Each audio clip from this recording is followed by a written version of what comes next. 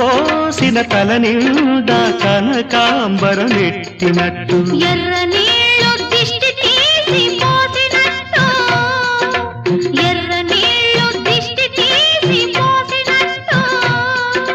కర్పూరం హారతి ఇచ్చినట్టు